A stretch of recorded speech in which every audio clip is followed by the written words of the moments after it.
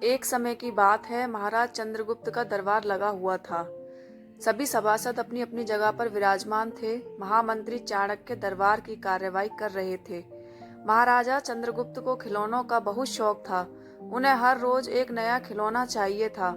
आज भी महाराज के पूछने पर कि क्या नया है, पता चला कि एक सौदागर आया है और कुछ नए खिलौने लाया है। सौदागर का ये दावा है कि महाराज या किसी ने भी आज तक ऐसे खिलौने न कभी देखे हैं और न कभी देखेंगे। यह सुनकर महाराज ने शीघ्र सौदागर को बुलाने की आज्ञा दी। सौदागर आया और प्रणाम करने के बाद अपनी पिटारी में से 3 पुतले निकालकर महाराज के सामने रख दिए और कहा कि अन्नदाता, ये तीनों पुतले अपने आप में बहुत विशेष हैं। देखने में भले ही एक जैसे लगते हैं, मगर वास्तव में बहुत निराले हैं। पहले पुतले का मूल्य 1,00,000 मोहरे है, दूसरे का मूल्य 1,000 मोहरे है और तीसरे का मूल्य केवल 1 मोहर है। सम्राट ने तीनों पुतलों को बड़े ध्यान से देखा। देखने में कोई अंतर नहीं लगा। फिर मूल्य में इतना अंतर क्यों? इस प्रश्न ने महाराज चंद्रगुप्त को बहुत परेशान कर दिया। हार के उसने सभासदों को पुतले दिए और कहा कि इनमें क्या अंतर है, मुझे बताओ।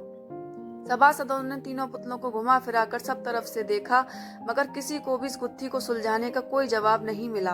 चंद्रगुप्त ने जब देखा कि सभी चुप हैं, तो उसने वही प्रश्न अपने गुरु और महामंत्री चाणक्य से पूछा। चाणक्य ने पुतलों को बहुत ध्यान से देखा और दरबान को 3 तिनके लाने के लिए आज्ञा दी।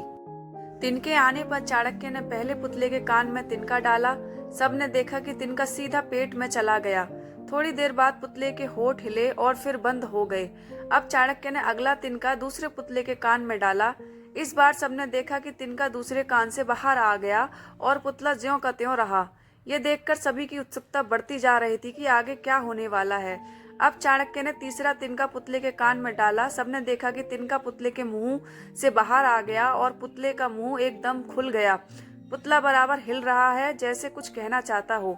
चंद्रगुप्त के पूछने पर कि ये सब क्या है और इन पुतलों का मूल्य अलग अलग क्यों है, तो चाणक्य ने उत्तर दिया, राजन, चरित्रवान सदा सुनी सुनाई बातों को अपने तक ही रखते हैं और उनकी पुष्टि करने के बाद ही अपना मुंह खोलते हैं। यही उनकी महानता है। पहले पुतले से हमें यही ज्ञान मिलता है और यही कारण है कि इस पुतले का मूल्य 1,00,000 मोहरे है।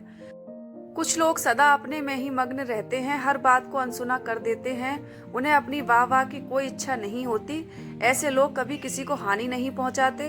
दूसरे पुतले से हमें यही ज्ञान मिलता है और यही कारण है कि इस पुतले का मूल्य 1,000 मोहरे है।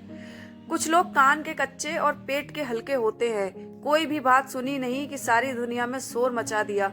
इन्हें झूठ और सच का कोई ज्ञान नहीं होता। इन्हें तो बस मुंह खोलने से मतलब होता है। यही कारण है कि तीसरे पुतले का मूल्य 1 मोहर है।